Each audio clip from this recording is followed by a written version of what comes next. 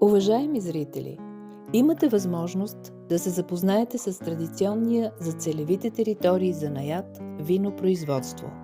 Видеоклипът е заснет по време на проучване, проведено в рамките на проект по Програма Предприемачество в културата.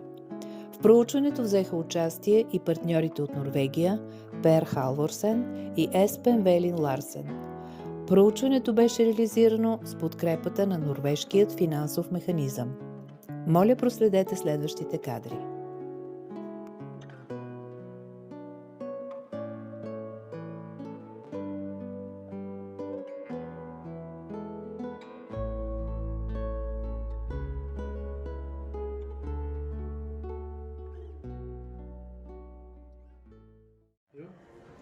Здравейте, казваме ви добре дошли от красивото място в България, Шато близо до Сопот. Тук сме в ресторанта на Нашето, за да дегустираме няколко вина и да представим на нашите гости от Норвегия Пер и Ларсен няколко от вината и какво може да опитате тук. Радослав ще ни разкаже повече за вината, които са ни вече в чашите, и ще започнем с белите вина. Радослав само преди малко ни каза, че трябва да се започне от слабия алкохол към силния, защото ще дегустираме и българска ракия. Да, но... Okay, dear friends, I'm glad to introduce three products of Chateau Cop's winery. The first one is white wine, Sauvignon Blanc. It's made with 10% not more than 10% of Carlo Misquet, and the other is Sauvignon Blanc. Very nice, you can try it, fresh taste. It's 2020. You see, very expressive taste and nice notes. Ако трябва на български сега... It's ideal for vegetables, for fish, this wine. Maybe Larsen could help us because he is quite in us. What do you see like a good combination for food and drink? It's a very European Sauvignon Blanc because it has this kind of grassy notes and also I don't know the name in English, but there's a particular berry, gooseberry it's called. It's very light and fresh on the nose, and it has the right acidity on the taste. And for me, this is like you can have fish with a buttery sauce because it will cut through the fat in the sauce and enhance the fish taste. So, and also, I would say for a terrorist, just sitting in the sun, enjoy life and a good glass of wine. Wow. Okay, Per, which one you love? Red, white, rosé? Mostly the red. Okay. Me too. And I found a great love here in Bulgaria some years ago with the Melnik area. Aha. This is another region. It's maybe for the next program when you come next year in Bulgaria, or even in the summer, we should go to Melnik. It would be nice to come back there again. Okay, we will try next wine. What do you think about this wine, this cepage? It's very interesting. It's a little bit close because it's a little bit cold, but it has definitely some fatty notes to the nose. And Do you feel the light frisant effect? Very slight. yeah, a little bit of sweetness. You have almost like a Gewürztraminer kind of taste to it. A little bit of the sweetness and the roses and things coming through on the taste. You don't get that on the nose immediately. I think it will become a little bit too acidic with fruit because of the sugar content in the fruit. Cheese? Cheese I believe is, yeah. Some white cheeses, maybe a little bit matured white cheeses will be good. White Bulgarian cheese. Yeah, probably. I haven't tasted those, but something along those lines, I believe.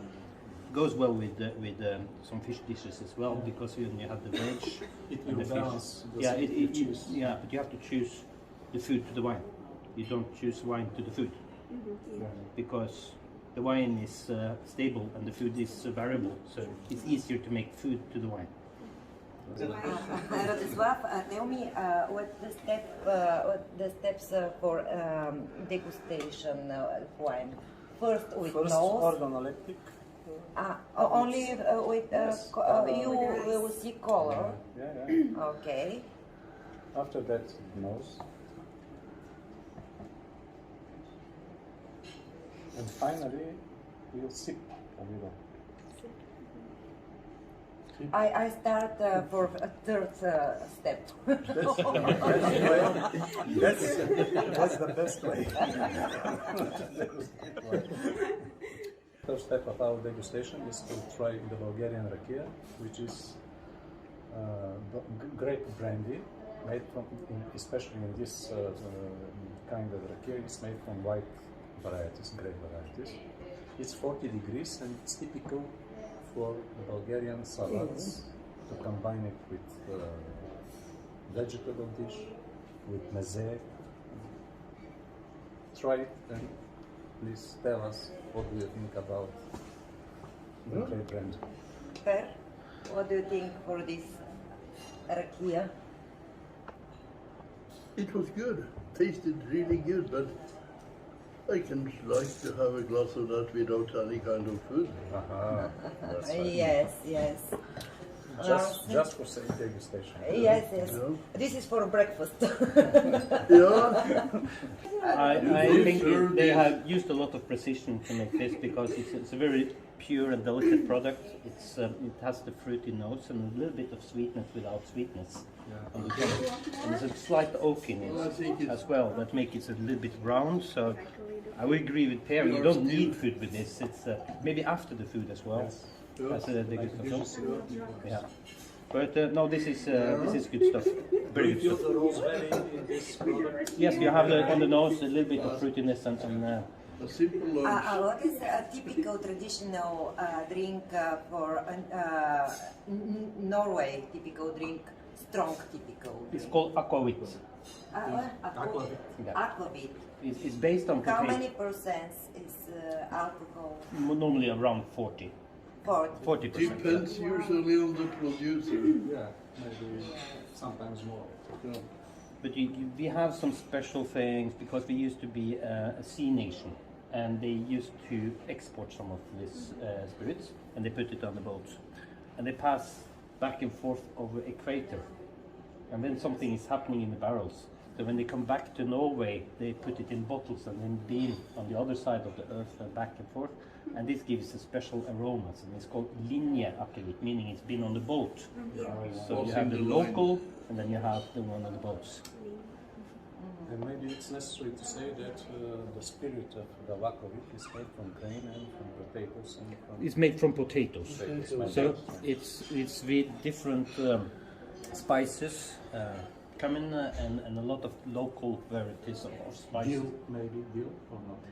That's a little bit more in Sweden and Denmark. It might be some dill seeds into it, but in most in Norway it's oaked. In Sweden and Denmark it tends to be non-oaked or very slightly oaked. But the old ones, which has been matured 12, 15 years on the barrel, it start to look and taste a little bit more like a cognac, armagnac, whiskey. It goes to the higher, the flavors of the barrels as well. But we should have brought a couple of bottles so we could figure it out. Next time. Next time. Yeah. Absolutely. Yes. Zeva is the oldest name, traditional name for alcohol. Good name. Zeva. It's before alcohol, which comes from Arabic. Yeah, I know. From Arabic. Yeah. Какви са тези вина? Само да ти кажеш. In the case, it's Chardonnay, and the rosé is, I don't know even. Some white, some It's written. Радослав, от какво? Розето е интересно. От какво грозде се прави? Rosé is produced from red wines. Yes. Mainly, 90%. Това е слабо розе, да. The fermentation maceration is Да. What they normally do is like every grape, even if it's red wine, red grapes, Yes. the grape meat is white. Yes.